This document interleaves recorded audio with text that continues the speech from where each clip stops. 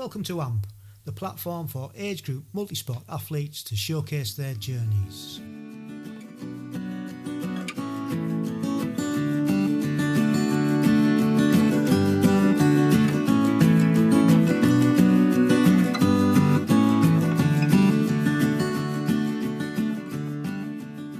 Welcome along to episode 48 of the Age Group Multisport podcast. Thank you once again for taking the time out and listening. Much appreciated. I hope we find you fit, well and healthy, and training's going well. And if you've raced, you've had the results that you want. We're getting into the season now. We're almost in April. Good luck if you've got any races coming up in the next couple of weeks. I'm sure you're going to smash it. Coming up on this episode, we have our first athlete from Scotland. Although we had Mark Shepherd, who has got a Scottish accent, but doesn't profess to be Scottish. So we're going to put Mark aside, and we're going to claim Ross Crombie as our first Scottish athlete. It was great to chat to Ross, and delving into Ross's background as usual, and how we got into multisport and age group. And one of the main topics that come up was how we found it hard living up in Scotland to find any qualification races that were pretty much near to him. And I think that's why in the end he went long course, so you don't have to attend qualification races, you can just put your time in. But I think his multi-sport adventure was going that way anyway, so it all worked in well at the end. And with that in mind, I think what we're going to do at the end of the podcast is just bullet point the process of how you qualify for age group, both from the sprint and the standard distances, and also the middle and the longer distances, because they are different. On one hand you've got qualification races, and on the other hand you just have to put times in. So so we're gonna do that at the end. I hope that's useful. It's been, as I'm recording this, middle of the second week after Oulton Park. Still not got back to work. Still up until yesterday, still really in a lot of pain. Today it's easing off quite a bit. I've got plenty of movement, but every now and then it feels as if somebody's still stabbing me in the side. So I'm just resting, just taking the time out and resting. And hopefully it seems to be going the right direction, so that's pretty good. I've not done any exercise whatsoever since Oulton Park, which is a bit frustrating in one sense and a bit novel. I'm sure that novelty will wear off eventually, and I'll just be climbing the walls to try and get back on the bike or back out running or back to the pool. So that's where we are with that. Well, a couple of things shocking this week. First one was I'm a big music fan, and one of my favourite bands is the Foo Fighters, and sadly this has got nothing to do with sport or triathlon or multi-sport or anything like that, but really, really sad news that the drummer Taylor Hawkins passed away at the weekend, age 50. Well, sadly it was found that he had a cocktail of drugs in his stomach. So, but very, very sad news. Fantastic band, fantastic drummer, all accounts fantastic guy, family man. So yeah, just sad news. On a slightly lighter note, again, not really anything to do with sport, but sort of has. Did anybody see the Brownlee Brothers collab with McDonald's this week? Basically, McDonald's were doing a litter pick, and they'd roped in at the Leeds McDonald both Johnny and Alistair to go along and spend a day, clear up the local community. I don't know how I feel about that, to be honest. I'm not sure what your thoughts are. The Brownlee Brothers and McDonald's, not sure it was a very wise collab from their management team. I'm not sure, I don't know, it's just doesn't really sit well. And looking at the comments, I'm not the only one who feels like this. It's just not something I ever thought I'd see, actually. Now, I know that from a diet point of view, and the Brownies like to eat fish and chips and cake and everything else that we all do occasionally. Nothing wrong with that, but I've got an issue and a problem with fast food. I don't eat it myself for various reasons and obvious reasons, heart issues and the like. But it's just doesn't sit well, lads. I guess it's on par with Red Bull sponsoring pro athletes as well, isn't it? That stuff's not the greatest to drink, and they're getting these top athletes to say that they drink it, even if they don't. You know, it's a similar sort of thing. I think it's ironic that McDonald's have called on two of the UK's most iconic athletes to help with the UK litter pick, when McDonald's was found to be the second most branded company to be found on a litter pick in 2021. So actually they should be doing more anyway.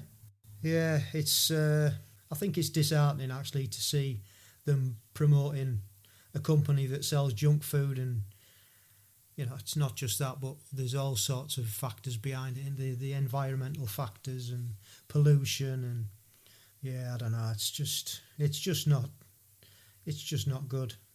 I think it's quite embarrassing actually, because poor food choices cause health issues, don't they? And the litter problem around fast food places is huge.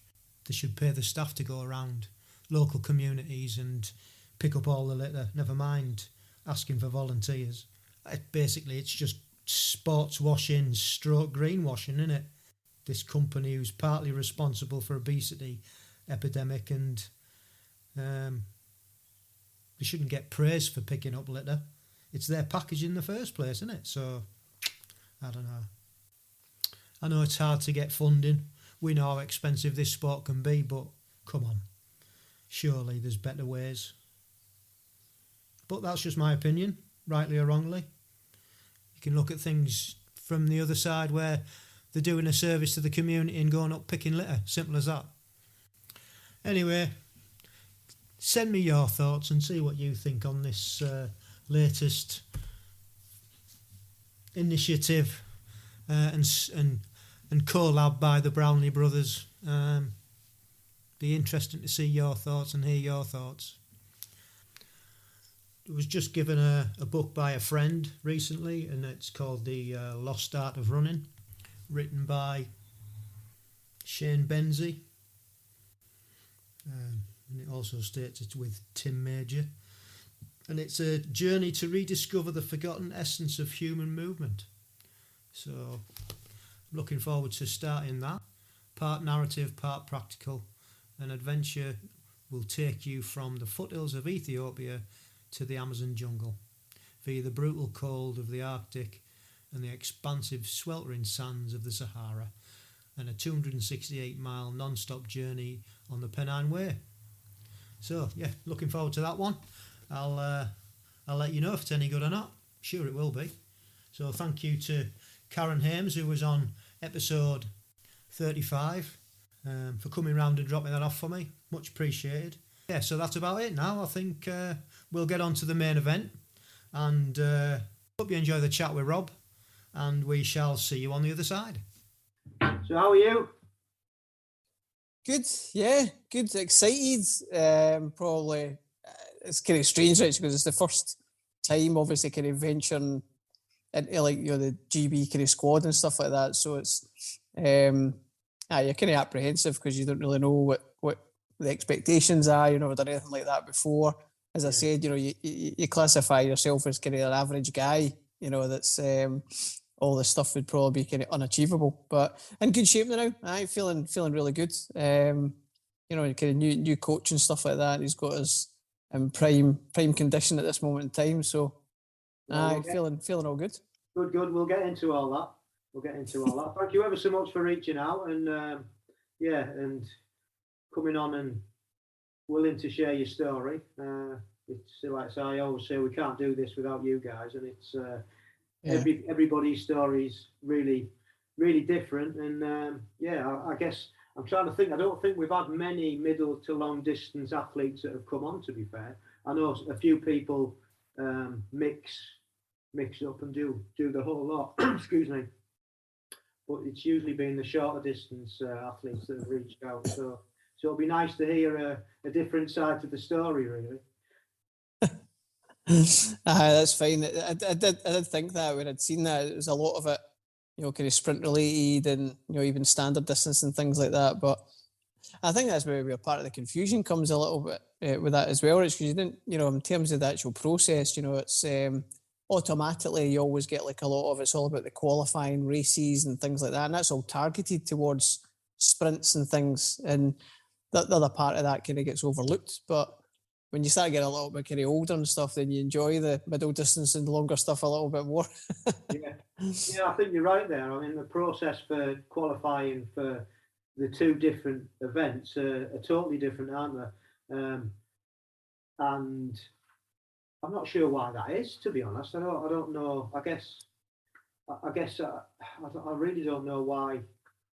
Yeah, I guess it must be just down to the length of the events. I don't know. I can't really.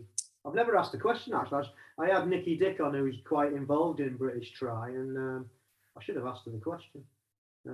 It's maybe one to think about and have a sound out why. But I guess it, like where you are, I don't know how many qualification races ever take place. I know I went up to Monifieth and I raced up there to qualify 1 year.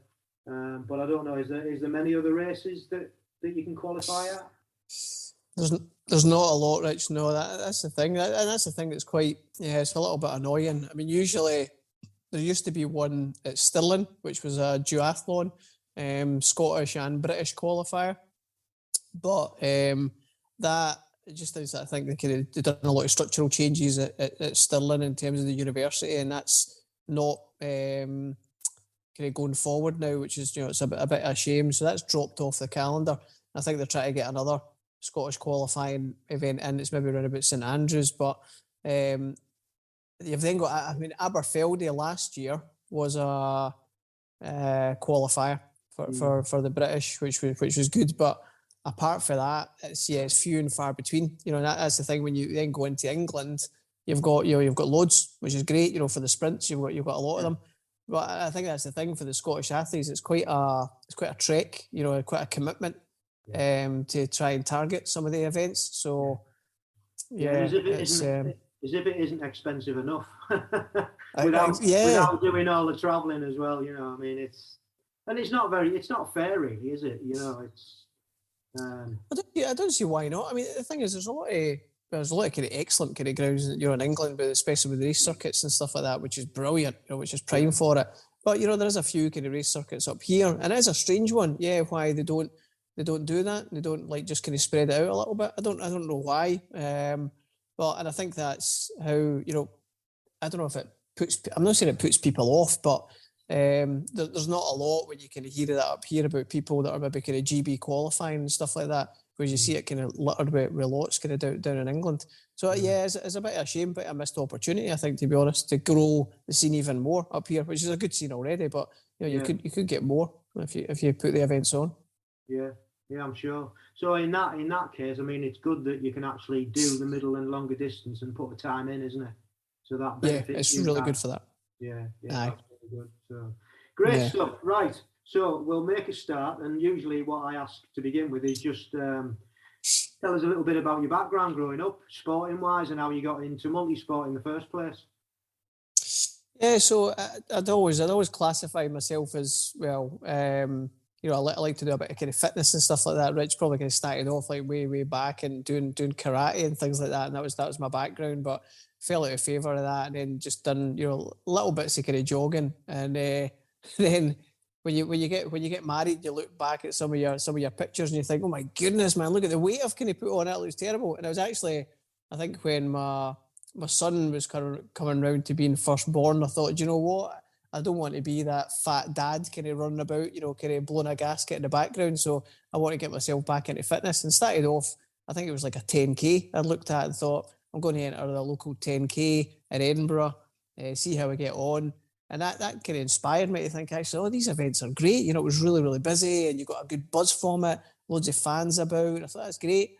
So, yeah, that was kind of one step forward, getting right back into proper kind of running, and done quite a number of 10Ks and started building up my fitness and getting decent times.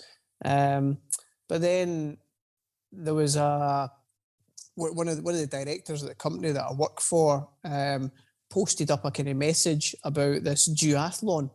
And this guy was, kind of middle-aged. And I thought, I was quite intrigued by that. I was thinking, what actually is that? So, bottle of wine at the weekend, then an email later, thinking, and then you wake up on Monday thinking, oh my goodness, when I've sent an email to the CEO asking him about this duathlon. But actually, the first thing on the Monday morning, he sent back really quickly about 6 a.m. Here's what you need to think about. Here's how I got into it. Here's a bit of advice and stuff. Go to your local club. And I thought, that's pretty good. So, yeah, then I was quite intrigued by that, and I thought I'm going to enter a look about for a duathlon. So there was one local at a place called Kirkliston. They done a winter event. There was 3 events on, so thought I'll go along to that and see. And of course, like anybody doing your first one, I've hardly even got a bike kind of ready and organised. So I went to my shed, pulled out this bike. It's covered in rust and everything. Tyres flat as a pancake, which I never checked before going to the event. So got my trainers together. I turns up at the event and there's loads of people about and stuff like that, and then felt the tyres and I was like, oh geez. So said to the people around, I says, look, you need to help me pump my tyres up. And they're saying to me, what valve have you got? And I'm like, I have no idea. It's a tyre. I don't know. So done the event, and it was an absolute car crash, but loved it. It was great. Then it kind of snowballed for there, really, Rich. Once you get a time in, then you think, I like this, I'm going to try and beat the time. Then literally within about a year or two later, somebody local created the club, Grangemouth Tri Club, right, which I'm a key part of now. And it started off with about 10 of us, together. So we went along to the first session, met a lot of kind of people. By that time, I had probably done a couple of triathlons and got that under my belt. But I remember kind of going along to my local pool and trying to swim one length, and I was gasping for air after doing 25 meters, thinking, I'm never going to be doing this. This is terrible, dreadful. But got by that, and then through going to the club and starting to kind of really push on a little bit for there. So that was a turning point with that, because you get good collaboration with everybody. You find out different races that they go to, and then it really, really grew from there. Got really integrated with the club, became a coach.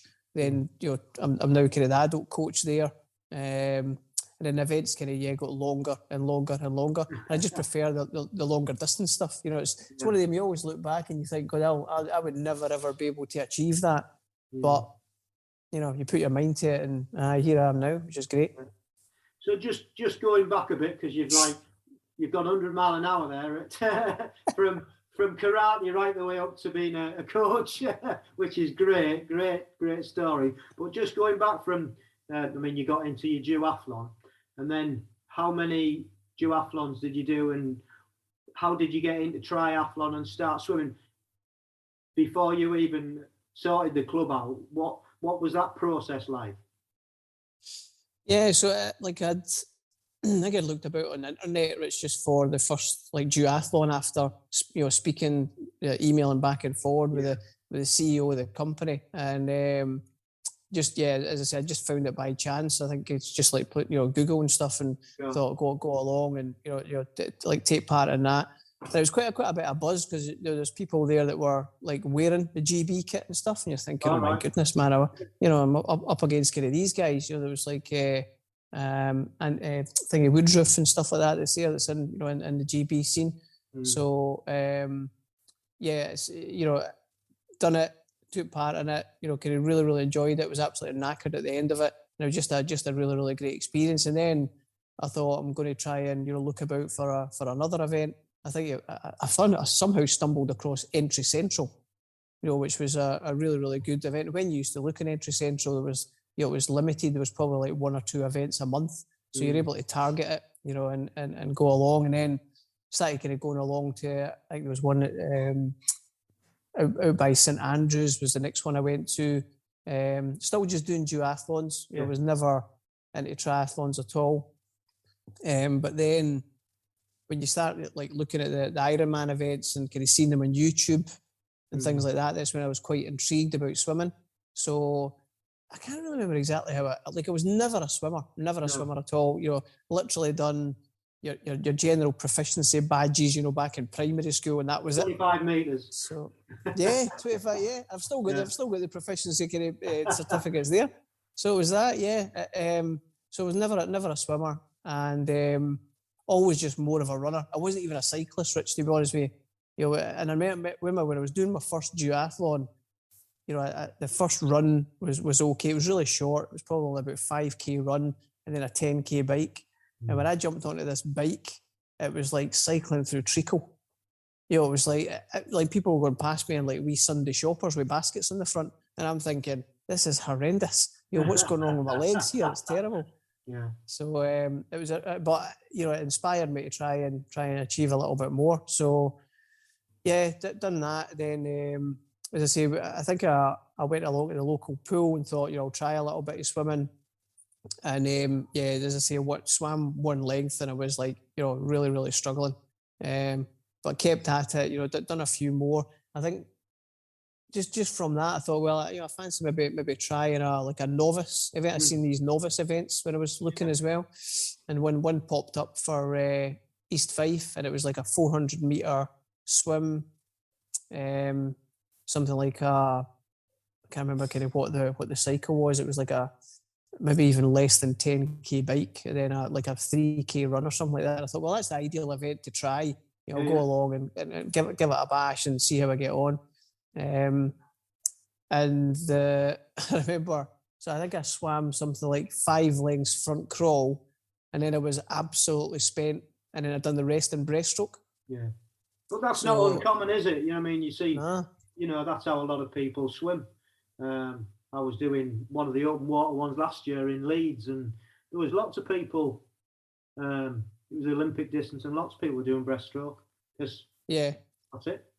However you can get around, I think, is the key, isn't it? Yeah, and you know what? See, when I completed it, actually 400 metres, I came out of the pool, I felt like an Olympic athlete.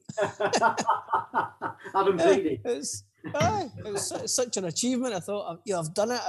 I've got my goal. You know, I've actually achieved 400 metres. So I felt so proud of that. Looking back, it was hilarious. And then, the transition was a complete shambles. You know, never had a clue what I was doing. It was kit all over the place. On the bike again, felt like I was cycling through treacle, and then glad to kind of get through that without any punctures or anything.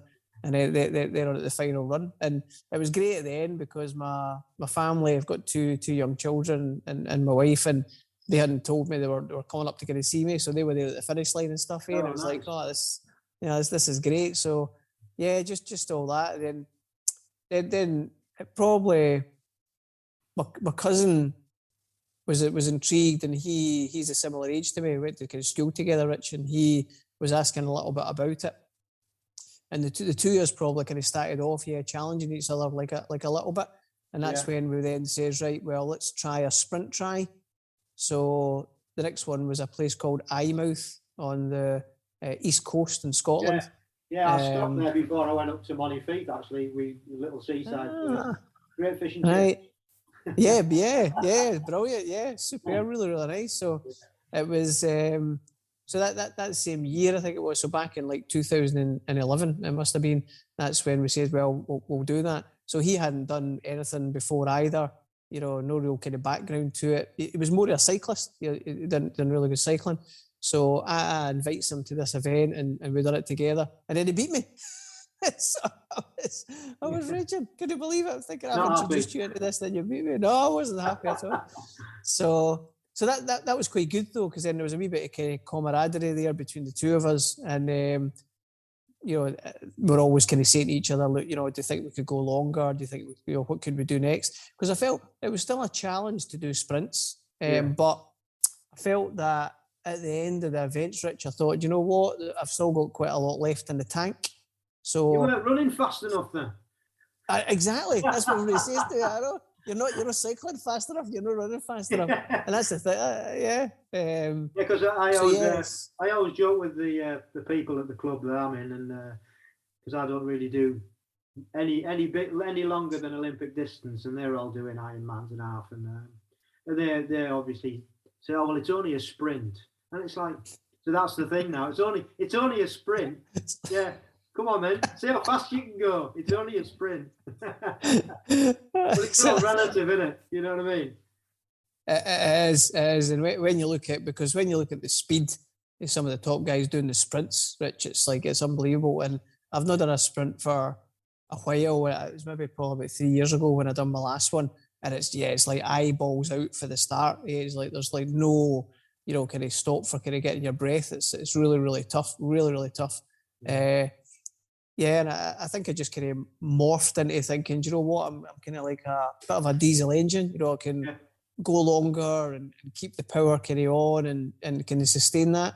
So that's how I just kind of like migrated a little bit more towards the longer distance stuff. I remember doing it. The first one was 2013, where we identified like the Ironman scene, and then we went to Exmoor, Wimbleball, which was a phenomenal event. It's a bit kind of gutted that they lost that for the Ironman calendar, but that was super. So that was our first half distance event in open water, which was again kind of pretty new to us.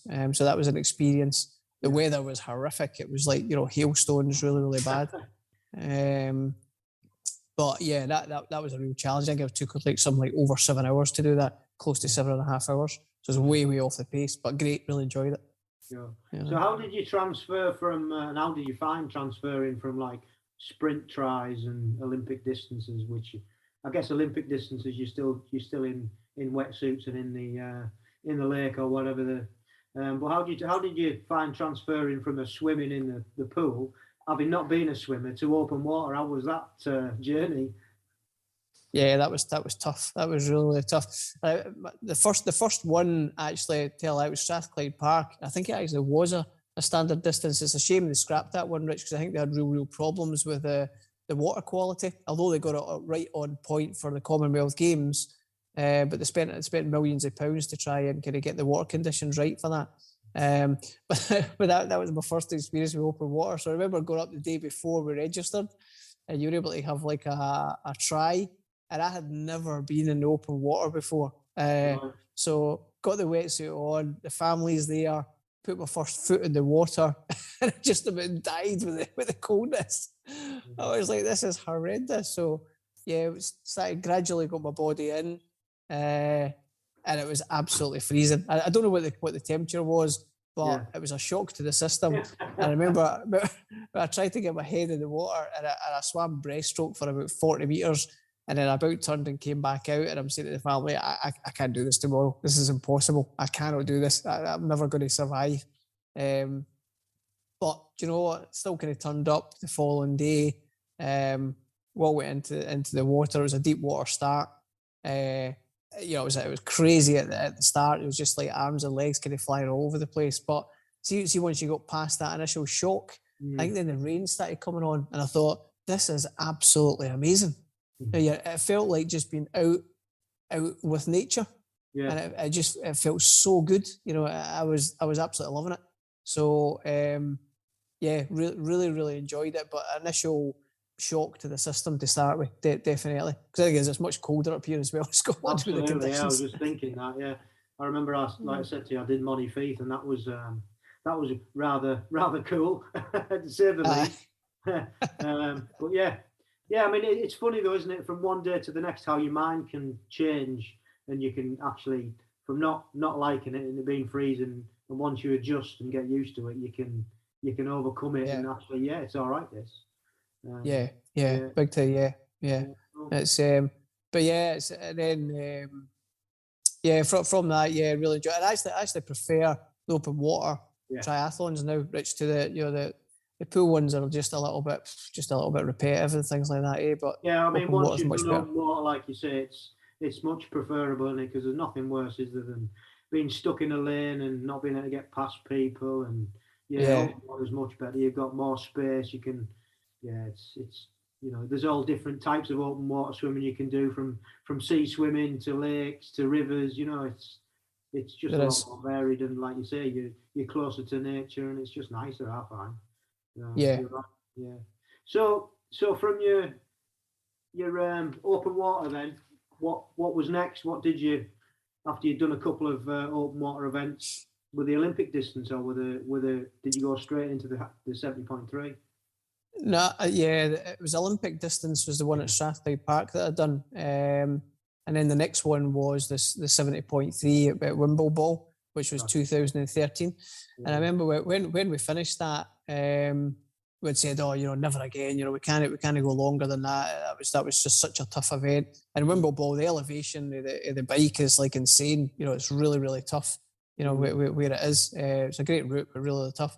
But a couple of pints kind of later after we had reflected on it and thought, you know what, let's go for a full. Let's go for Bolton, Bolton Ironman. So don't know why. So another easy one then. another easy one. So yeah, within the week we had entered Ironman Bolton, and that was the next biggie. So there was myself, my cousin, and one of his friends went along to that, and again, just absolutely loved it. It was like I can remember kind of going down to the swim start. The day before, when they had all the boys out in Perrington Flash, and you're looking at the faraway boy thinking, "What? How far away is that? Oh, it's insane." But yeah, so that was the next one we'd done, and again, once we completed that, I absolutely loved it, Rich, and thought, right, where's the next one? It was superb. Absolutely knackered after. I think that took us about 13 and a half hours or something like that to do. So way off the pace again, nowhere near it, but just it was a thrill of doing the event and the kind of the achievement, getting that done was like absolutely kind of buzzing. It was superb. Cool. And then it just went on and on then, I guess, from there, once you'd done your first one. Yeah, it's, it just grew arms and legs. And, once I'd done that one, I think then we went back to Bolton again, 2015. Yeah. Then we started kind of looking a little bit, kind of further. So Wales was always like quite iconic. I'd always seen quite a lot about that. Yeah. I watch a lot of YouTube, and I'd seen that triathlon club. Is it the Crap Triathlon Club in Wales? Oh, brilliant! So they post up a lot of videos and things, and that really kind of caught my eye. And I thought, I'd love to kind of do that. A sea swim, brilliant. That would be amazing. So and I know it was like quite a tough one. So I always like to again try and challenge myself. And done that. 2016 was the first one. Loved it. Went back to 2017 as well. Thought it was great. And then we started kind of looking a bit further afield, and then doing Ironman Barcelona for the first time in 2018. Loved that. But probably before that, I think was it the same year? Maybe in the same year actually, is when I started looking at the extreme triathlons. Right. So that's when I thought, this is quite intriguing. I quite like the looks of this, and that's when I started my Keltman journey. And did you explain what the Keltman involves then? So the Keltman is it's up in Westeros, right? So I don't know if you've been up in that part of the country. Beautiful place called Torridon. Absolutely stunning.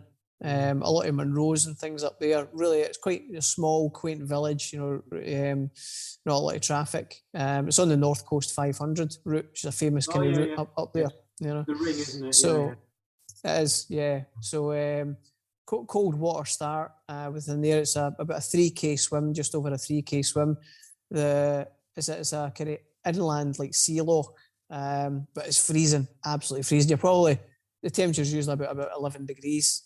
So you need a thermal vest on, you need thermal gloves, you need thermal balaclava, all that kind of stuff. Full of jellyfish as well, all over the place. So that's like, it's a bit scary when you get into the water and you've got just a wall of jellyfish in front of you. So it's a point-to-point swim. From one, you swim over to Shield Egg. That's where the transition is. And then it's a 202k bike. Right. So quite a lot of elevation on it. Big circular bike route, which is a stunning route, Rich. Absolutely stunning. It's like you're right along the coast, and then you're back in and back along and back into where is it? Just at Kinlochoo is where you then have the second transition. And you've then got a run, which is about roughly about a 10 mile run. So that's the first part of the run. Again, it's a trail run, quite hilly, quite exposed. And then you have to get to a point which is called transition 2A. Right. And if you meet that by a certain point, then that dictates whether you then do the last part of the run over what they call the high route, or you do the low route if you don't hit that certain time. So what was the time then? So I think it's either by about 11 hours to kind of hit that point. Yeah. And if you're under it, you get the high route. And the high route involves up over Benai, which is 2 Munros. Okay. Can you just climb explain that? What a Munro is? Yeah, so it's a mountain over 3,000 feet. Right. That's what that is. So, yeah, up over there, quite exposed kind of ridges and stuff like that, quite treacherous kind of ground. And then you're down and then back round into Torridon. So that's about another 13k that you've got on top of that. The low route is challenging as well, though, Rich. The low route is still quite a bit of elevation in it. So very, very rocky, a good trail run. So it's not necessarily the length of that run, it's the actual, the extreme conditions, isn't it? The terrain, basically, I suppose is what I'm trying to say, the extreme terrain of the route. Yeah. Is that right? Yeah, because you're spot on. I mean, the full distance of the runs combined is probably just less than a marathon. Yeah. But you're right, it's that exposure and the elevation and the undulation that really, really causes it to be quite a challenge. Because when you think of ultra, don't you think of like doubly, 2 marathons at the end of a stupid bike. Yeah. Exactly. That's not necessarily the case for this. It's like just the extreme trails and stuff. Which puts a different slant on it, doesn't it? Really, I suppose. It's crazy, honestly, Rich. It's you're really, really good at it. Everybody enters it to try. Well, one, they try and enter it just to complete it, to get it done, to complete the event. But then because if you get the high route, then you get the iconic blue T-shirt. Yeah. If you make the low route, you get what's called the white T-shirt. So it's similar to the Norseman, then, eh? Yes, so the Norseman was the first one, and the Keltman was kind of grown from the Norseman. Right. So they looked at that and says, like, where can we have something that's quite challenging like that? I've tried to get into the Norseman countless times, and it just I never got anywhere. Swissman as well, I've tried to get into it. I've been balloted out. So still keep trying. Yeah, that's it. So you do keep trying. Yeah. Fantastic. Yeah. It's amazing, isn't it? From where you started to where you've got to doing that sort of thing. It's quite incredible, really. How addictive it can be to try and get, challenge yourself more and more and more. And it's like, well, where does it stop? You know what I mean? It's amazing. It always like blows my mind when you see these people doing ultra after ultra or marathon, just pushing themselves. It's it just shows what the human body can do, doesn't it? Really. That's the thing, Rich. I'm always a big advocate of there is no limits really. If you put your kind of mind to it and you do it, you're capable of kind of anything. You really, really are. Real firm believer in that. And plus, I'm a big advocate of listen, we've only got kind of one chance in this world. We've only got one life. So don't look back and say, oh, I wish I'd done that. Just actually, you're better to kind of think about it and say, well, I'm glad I've done it. Yeah, 100%. So it's So just backtracking again, then, how does that all fit in with, like, because you mentioned about your coaching, didn't you, and your tri club? So when did that fit in to the journey?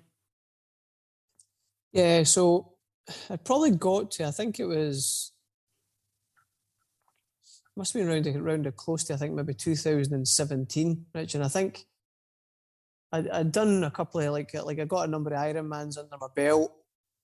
I think I was just getting to the point where I was starting to get a little bit, just kind of plateau a little bit. I was doing my swimming, I was doing okay, wasn't really seeing much progress in it.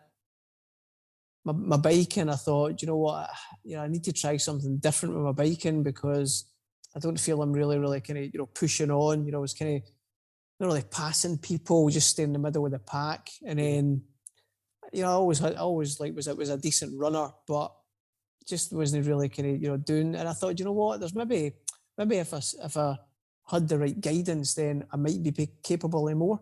I just felt I had something kind of in there. So I started off at one of the tri clubs actually, which was Stirling Triathlon Club, just before Grangemouth Tri Club, and there was a coach that I knew there at Stirling Tri Club, so I approached him, and I knew he was doing a little bit of personalised coaching.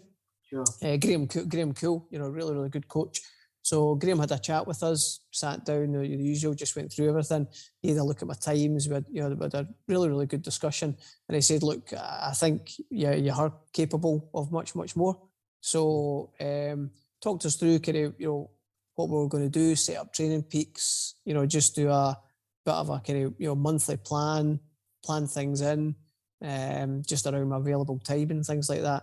So we then started discussing like the following year, what was I maybe going to target as like a bit of an A race, what events was I going to do, and then just started putting a bit of structure in place.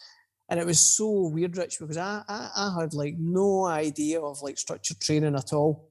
And I remember I'm kind of putting in sessions like, this zone 2 stuff and everything. I'm thinking, I have no idea what zone 2 is. But tried to kind of run at that pace, and I'm thinking, this is horrendous. This can't be doing me any good. So I'm like, I feel like I'm walking. What's going on here?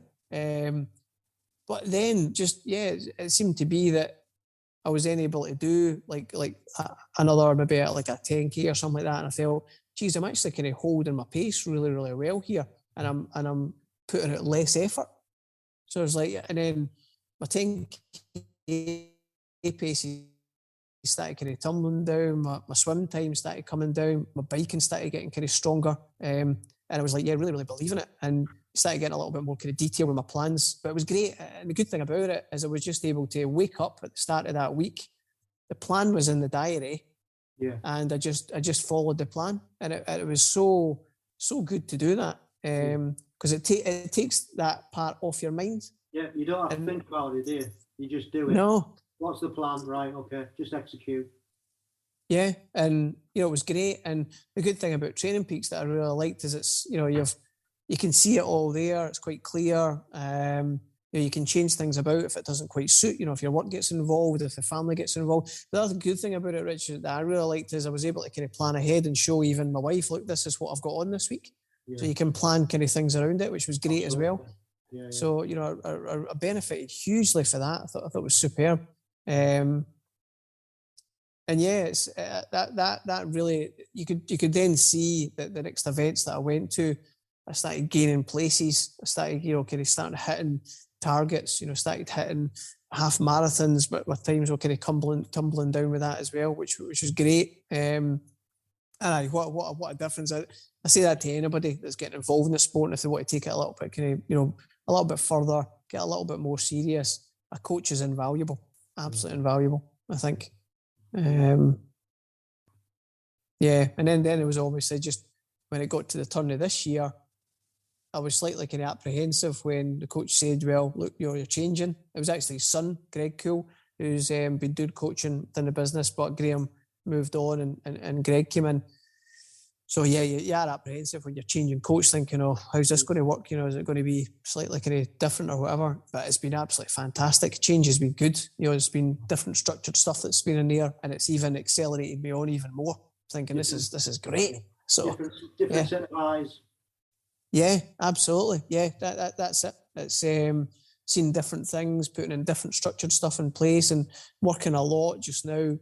Particularly, I've got a walk bike. I call it a dumb walk bike. It's not a walk bike atom that I've got. That's all kind of linked in with the gear changing. It's like a bit of a dumb walk bike where it doesn't link in with Zwift with the gradients, so you need to kind of manually adjust it and things like that. But he's got his kind of working really, really quite tight to power numbers and everything like that. And what a difference! I can really feel myself coming on even more, which is great. It's brilliant. And the other day done a 10K there and had my first PB in ages in a 10K, 37 minutes 17 seconds or something like that. So I was delighted with that. Yeah, absolutely delighted. From those little wins, the little PBs, they just show that you're going in the right direction, don't they? They're quite nice. Yeah, they do, Rich, which is great. Excellent. All sounds good. And long may it continue for you. It sounds good. You're putting the hard work in, so I don't see why it shouldn't. Just going back then to age group. Obviously, you mentioned that you'd seen a few age group suits at various races and stuff, and that was your first. You probably didn't know what it was, but how did that come about then? And how did you get involved? Yeah, so I'd seen it before, and you put these guys on a pedestal, Richie, and you think, oh, these are the elite guys. There's a few people at my club that had entered age group things, but there was a guy, he'd entered age groups. They seemed to qualify for these duathlon events and short distance sprint events, and that was back in the infancy at Grangemouth Tri Club when we stuff started got created, probably back in 2017, 2018. And I remember speaking to him at the time, and I said, what is this? How did you get involved with it? And again, because it was like further afield, and he's like, oh, I think that was like the Yorkshire one. Forget kind of where that was, but he's like, oh, this is the event that I entered. This is how I qualified. He was coming in like the top 3 and everything, and I'm thinking, oh, geez, but that's miles away from where I am. Yeah, I'd never be able to achieve that. And I remember him saying to me at the time, it's quite simple. You can go along to these events. You never know. It's age group related, and I just thought, this seems too complicated. I'm just going to leave it. And I'm not at that standard, so I'll just leave it. I never done anything. Never really looked at it. Sometimes I would then look at it now and again, or like maybe an email that came through from Tri Scotland. And I mentioned things about GB squad and everything, but again, just the more I looked at it, I thought, no, these are specific qualifying events, and it's too far away, and it's just too complicated. So that's what I thought. I had this presumption around that. But when my times had kind of kept tumbling down, and there was a couple of people at the club that I know, probably back in 2019 or 2020, when they had mentioned that, I could potentially qualify for a middle distance or a longer distance event. All I need to do was get X time on a bike and X time on a run at different events. I thought, I wonder what that is. I've no idea what that is. So I just went on to the website and started kind of looking about. This was after I had done Aberfeldy last year. So I thought, I'd finished just outside the top 10 at Aberfeldy, and thought, I'm just going to have a look. So I went on to the British Triathlon website, looked about, seen the events, and thought, seen the wee indicator for the up and coming one, the Europeans. Then took my time actually just to read it about the qualifying criteria. And then I thought, it mentions kind of here about times, but it shows you the percentage calculator. So that's when I looked back at my time, put it into the calculator, and I thought, I'm right on that. I wonder, I wonder. Then I scrolled down to the people who were qualified in already, and I thought, well, there's probably about 12 people that look like they're qualified, so there's still space. So I thought, well, pay my £10, put my entry in and see what happens. So I kind of stumbled across it, and then waited a couple of weeks after the date closed for the registration, and then I was like jumping with joy when I'd seen an email coming through saying, qualified. I was like, what? I'm running about the house going, I can't believe it. I've qualified. This is unbelievable. So, and then once I'd got that, I thought, well, I'm going to go back in and really look at the long distance one, Challenge Almere, and just have a look. And when I went back and saw you could put in a time for 2019, I thought, my Barcelona, I'd done really, really well in Barcelona. And found out, that was like 118% within. So I thought, well, that gets me in. And there wasn't a lot of people that had kind of, registered for it. And then, then a couple of weeks later, I got the email through for that. I thought, I'm into this as well. This is great. Excellent. Yeah. Isn't it amazing though? It's about what you know, isn't it? You know what I mean? Yeah. I think there's a big education piece there, Rich, I think. Yeah, I think you're right. I think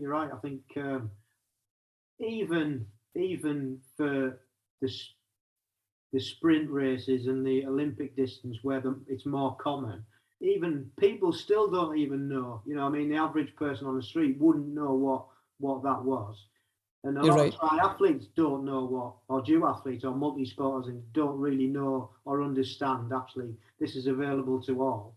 But I don't know how they get that message out, because it all, unless you know, it's one of those things, isn't it? If you know, you know. Totally. Yeah, it's you're right. I mean, it's so funny when I posted up then in my club page, about, look, I just, I'm totally delighted. I kind of thank the club enough, like, for kind of help and support and guidance and stuff like that as well. And, here's what I achieved. And then actually the week later, when there was a Falkirk Ultra event on, and one of the volunteers was one of our club members, and we're just having a kind of chat. He says, "Oh, well done, that's great. You're qualified." And he's like, I was wondering, because there was an event up in Aviemore in 2019, and he actually came third, and it was a Scottish qualifier, like a Scottish championship event, and it was a cross triathlon. Yeah. And he says, I wonder, if I would get anything with that. And I says, well, I'll tell you what, I'll look into it for you. So I went back, had a wee scout about the website, looked at it. I sent him all the details. I says, do you know what? I says, I think you could qualify for the cross. It was actually the cross duathlon, because the swim wasn't long enough for the cross triathlon, I think, or something like that. And it was, I think it was Spain somewhere. So I sent him all the details. He's like, oh, great. He says, I think I would qualify for that. Just so happens that the date didn't quite fit for him. But it just shows you, Rich. Yeah, you're right. If he hadn't looked, so now he knows that, well, if I do well in that event again and the time suit, then I might get in. But yeah, it's a real education gap. I think it's starting within your own club as well, isn't it? I mean, when we started the first tri club that I was in, we didn't know anything about it, like nobody does. And then a couple of people got into it, and in the end, there was loads of us that qualified. But it was just like educating, and it's then educating other clubs that I guess, I don't know. And I hope it's to some degree, and I know this is pretty much for age group as this podcast, but I'm hoping that it does get out to the wider audience, and they hear guys like you and they think, oh yeah, why don't I ever go for that? So yeah, it's just about education, I think, and people being more aware. So, but well done on that. That's I mean, it's a great from where you come from to and everything in between. It's just you said on your email, oh, I'm just a normal guy. Well, we're all just normal guys at the end of the day, but we just love doing what we're doing, don't we? And but it's fab. So congratulations, and I hope you really enjoy the experience of the age group, because it is once you've done it, I think you'll just, well, hopefully you'll get the buzz and you'll want to replicate it and go on and do more and more. So That's true. It's we got the start list kind of through, and that gives you kind of goosebumps and stuff. And then, of course, I start stalking everybody on the start list, trying to see how I compare them. That's probably put me off. No, you just go and enjoy the race and enjoy the whole event, and I'm sure you'll just get the bug and you'll just want to do it again. So right, we'll move on to the next questions, quick fire questions really. What's your favourite bit of kit? I think now, believe it or not, like from where I started, but it has to be my bike. I've got a Boardman TT bike, and I always remember there was another guy in the club saying to me, Ross, you need to get a TT bike, really, really do. But I'm quite kind of stiff and stuff like that, Richie. And I thought, well, there's no way I'll be able to reach down to get to get into that position. But I've got like quite high risers at the front. It's probably 40 mm, 50 mm kind of there and thereabouts. But actually, it was probably about a couple of years ago when I got this bike, and this is again, it's probably transformed my cycling, where it's got a synchro shift on it. So pretty cool, where you don't change the front chainring, you just change the cog at the back, and it synchro shifts to the front. So it's superb for that. Takes that off your mind. And the chainring at the front is a 53 as well, which has really, really kind of helped push me on even more. Quite small at the back. It's only like 25 down to 11. But that's a great piece of kit. Love it. Absolutely love it. Yeah. It is the most common answer. Is it? And I think one of the reasons is because it's probably usually the most expensive bit of kit that we buy, isn't it? To be fair. Yeah. Yeah, that's true. Yeah. That's And true. I'm like you. It's funny. I've just done another podcast with another guy, and that was his answer. And he also has a boardman, and I've also got a boardman.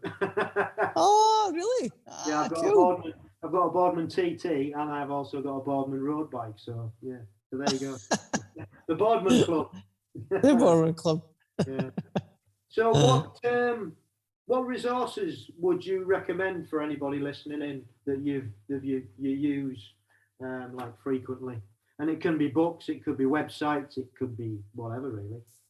See, do you know what I used a lot? Right, was Triathlon&Duathlon. Right. Just a magazine. Yeah. That was brilliant. I subscribed to that. I've since then actually kind of stopped, but that was excellent. See, getting the sound bites in terms of events. You got a lot of really, really good helpful tips, even about like cold water swimming, biking, plans, loads of inspirational kind of stories in there, about normal people, just doing different events and challenging themselves. That was really, really instrumental in kind of keeping me really educated about all the different things. Plus, God, like the amount of bloody money I've spent, which is just unbelievable. When you look at, you always get like the new bits of kit coming through that, the new jackets, the new shoes, the new things. So I use that quite a lot as a bit of a guide to think, well, I might try this out. But I would say anybody, taking it up, then have a look at that. Subscribe to that. It's pretty cheap as well, but it keeps you really, really educated. I think that's good. Definitely with that. Yeah, I think it was one of the things that when I first got into, I bought quite a lot as well. And you're right, great articles. Lots of advice, and it's just a pretty good read, really. So yeah, good one. I like that. Can't read my own writing now. Oh yeah, I should know these questions off by heart, shouldn't I? But I've got to write them down, otherwise I'll forget to ask one. It's my age. It's all right. So, what advice would you give anybody wanting to get into multisport, and what advice would you give anybody who wanted to get into age group? Good question, actually. I think somebody looking to get into multisport, I would say probably the first thing is just like if they get used to having a look at a good resource for that is like Entry Central. Just have a look. Have a look at a local event that's maybe like a novice event. But I think probably kind of more so is try and source a local club. Yeah. And don't feel put out by it. Everybody at the club is all at different capabilities. There's people there for all sorts. They're not all like, sometimes you can maybe because thought of, oh well, it's like it's an elitist. It's a club. These guys must be all super thin and super fast and stuff. And that's a total misperception. It's like couldn't get further from the truth. There's people still swimming breaststroke and all that. So definitely get to your local club. Don't feel put out. Everybody's so friendly in the sport, and they all, kind of motivate each other. So do that. I think with the age group stuff, probably different. Like it's probably a little bit more challenging with that.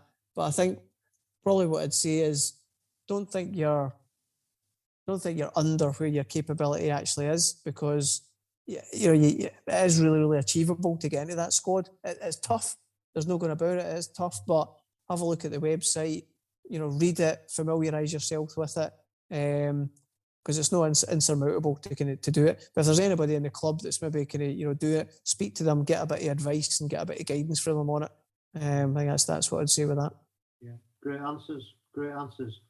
And our final question is, what are your short-term and your long-term goals? So short-term is I would really, really love, Rich, to get into the top 10 of Alsdorf in the duathlon. That's my goal. I would like to try and kind of finish in the top 3 Brits, but I think that'll be a real tall order when I've seen the start list, because there's quite a number of them that I think have like pre-qualified for the Worlds.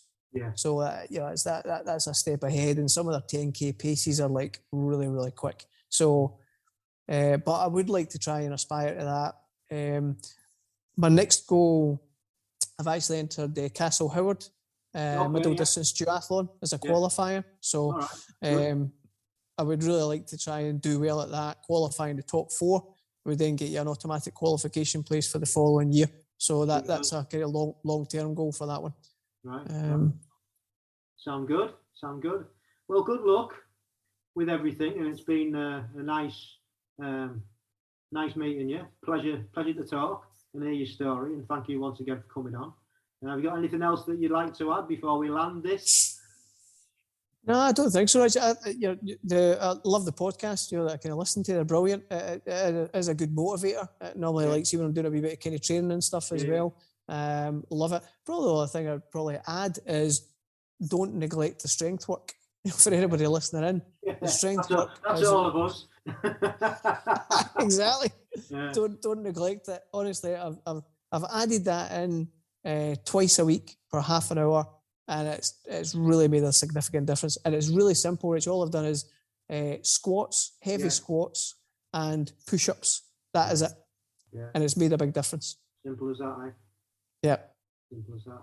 Yeah. Fabulous. Well, like I say, once again, thank you ever so much for coming on. Great to meet you. Hopefully we might catch up in a sprint race somewhere. Or a duathlon. That's true. No, cheers to that, Rich. Won't catch me at no long distance shenanigans. But no, it's been a real pleasure to meet you. And all right, no, thanks very much for your time as well. Aye, brilliant. Nice to meet you. Thank you. All right. And thanks for listening. No worries. Cheers, mate. All right. Have a good rest of the evening. Take care. Cheers, Rich. Thanks. Bye-bye. Bye. Thanks once again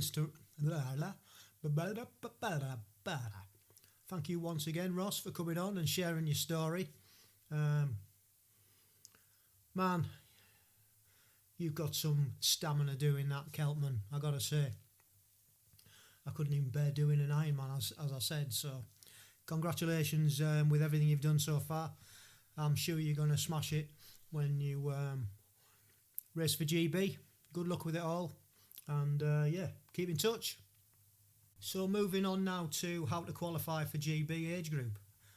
Like I said earlier, there's a wealth of knowledge and information over on the British Tri website. And to be fair to them, it does break it down into, I think it's 5 steps of how to do that. So I'm just going to try and explain that a little bit here. And the first step is you've got to become a member of the home nation. So whether that's you live in England, Scotland or Wales, you've got to pretty much join one of those home nations. And you also got to make sure that when you join that it's the core or the ultimate membership. Because if you don't have one of those, then that you're not eligible to try and qualify. So when you do that and you pick which membership that you want to do, it enables you to start the ball rolling, enables you to enter the age group qualifications. And it gives you various benefits also, typically insurance and money off certain products and things like that. Step 2, you need to look on the website at all the championships that are available. So now you'll be looking for 2023 and choose a championship that suits you. So again, as I've said numerous times on this podcast, play to your strengths. There's plenty of things out there for us all to aim for. So if you're not a strong swimmer, you could go for a duathlon. If you're a good swimmer but not so good on the bike, you could do an aquathlon. If you're good on the bike and in the pool but not such a good runner, you could do an aqua bike. Or if you like all 3, triathlon. So there's absolutely loads of things that you can aim for. And in saying that, there's also lots of different disciplines within those types of events.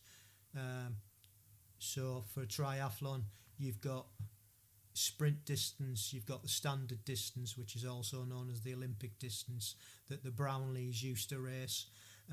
You've got the middle distance, which is like a 70.3 distance, and you've got the full Ironman distance. And also you've got the cross triathlons that you can do, and again I think there's multi-distances and events within that. I'm sure there's duathlons and triathlons within that. And then also on top of that you've got winter age group events. I believe it includes skiing and those types of sport. So absolutely loads to go for. So look at what your strengths are, and then just choose the championship that you're going to aim for. But don't forget to look at the information of the race that you're choosing. So if you're going to look at doing a triathlon, sprint triathlon, go along to that page on the British website and read all the information on there so you know exactly what it entails and what you're aiming to do or try and do. And then the other thing is look at people that have already chosen that event, and it's a bit of a stalking thing to do, but see what times that they're doing, and then that'll give you an idea of where you are and where you need to be to actually reach qualification, because they're obviously qualified already, or from a previous year. Have a look back and see what the qualification times are, and that'll give you, like I say, some idea of where you need to be. So that's step 2. Step 3, you need to register for the event. So basically what this means is British Triathlon age group require you to pay a fee of £10 to register. And once you've chosen the race that you want to do and try and qualify for, there's a blue button on that page and it'll say register your intent. So all you do is you press that button, and because you're a member, you've got a membership number, and it'll take you to your page and it'll allow you to make the payment, and the £10 will come out of your bank account, and that will mean that you're registered for that particular event. And once you're registered, going back to the event page itself that you've chosen, it'll give you a list of qualifying races that you can actually look at doing. Obviously, hopefully, you've already looked at those races and see if they hit your criteria and give you the best chance of qualifying, and suss them all out and suss the times that's needed.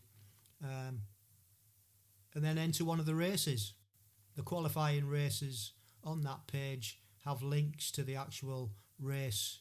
Each race is run by a different event organisation, so it'll take you directly to that event, and you can enter that event, which obviously is going to cost you maybe £40-50, maybe more, depending on the race. So then you enter that race, paid your membership, paid your registration fee, you've paid your qualification race. Next thing is to go and race it, see how you get on, see what your time is, and if you're in the top 4 of that race in your age group, automatic qualification. If not, you've just got to hang on for a roll down place, which is worked out by looking at your time versus your race's winner. By that means your race age group winner, not the whole of the race. And then it works out a percentage, and you'll be given a percentage next to your name, and the people with the lowest percentage have got the better chance of qualifying.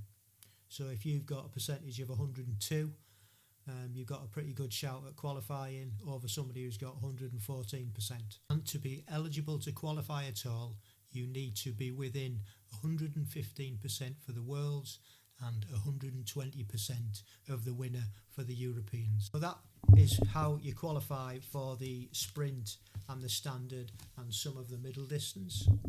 Now it's slightly different for some of the middle distances, the longer distances, the cross events, some of the winter events, and also for the aquabike and the aquathon. For some of these races, you need to submit a race result that you've previously done. This race has got to meet the criteria that the qualifying race requires. So look at the qualifying page, look at its requirements, and then pick a race that you want to do and make sure that they both marry up and they meet all the requirements. And then once you've done the race, then you can submit your time. And then it's just a matter of waiting to see if you're fast enough to qualify. So have a look over there on the British Triathlon website. Follow the steps, look at the pages carefully, read all the instructions, and good luck, and just give it a go. Put your £10 in. You've got nothing to lose. Choose a race, and away you go. You could be earning a GB kit anytime soon. So let me give you an example now we've gone through all that. So I've just entered for the 2023 Sprint Duathlon, which is going to be held in Ibiza. I've done Ibiza before, quite fancied the idea of having another crack. So what I basically did was I went onto the British Age Group site. My membership's just been renewed over the last few weeks, so I am a British Tri member. So that's covered. I then went on to the Sprint Duathlon World Championship, paid my registration fee of £10. Then I looked at the races that were available to me. The 3 races were Mallory Park, Oulton Park and Thruxton. I missed the first one because I was away, so I decided to go and race at Oulton Park. Didn't go to plan, but we'll forget about that. If it had gone to plan and I had finished and I'd got a time, my time would then, if I hadn't finished in the top 4, my time would then be compared to my age group winner's time, and I would be given a percentage, and the lower my percentage would have been, the better chance I would have had. And then they'll let you know in due course whether you've qualified or not. I hope this has been helpful, and as I'm sat here trying to explain it, I can understand why people can get mixed up, and it can be a bit more daunting. But really, if you do study the British Triathlon website, it does explain it in quite a lot of detail. And failing that, find somebody who's already done it, and I'm sure they'll sit down with you and show you the process and help you out that way. So once again, I hope this has been a help, and you'll go and have a look at the British Triathlon website and sound it out for yourself and get entered. Have a go. You've got nothing to lose apart from a tenner. Good luck. And that's about it for this episode. Thank you once again for joining us and taking the time out of your day to give us a listen. Have a good fortnight. Hope everything goes well in your training and life in general. And if you want to get in touch, if you've got any comments, you can leave them now on Spotify. I believe they're allowing people to leave some feedback and a rating, so that would be great if you could leave us a rating. Also the same on Apple Podcast. If you can leave a rating, comments, fantastic. And on our YouTube channel, AmpGB, leave us a rating. If that's the platform that you listen to, leave us some comments. Always like to hear. Alternatively, you can send us an email at agegroupmultisportpodcast@gmail.com. You can DM us at amp_1967 on Instagram. You can also DM us on Facebook at AmpGB. We're on Twitter at Age Group Multisport Podcast. And as I said, we've got our own YouTube site at AmpGB. And like I say, you can find all of these podcasts that we've done over 50 now, on your favourite podcast platform, YouTube, or on our website, which is agegroupmultisportpodcast.buzzsprout.com. So thank you once again. And remember, stay safe, keep training, and love the process.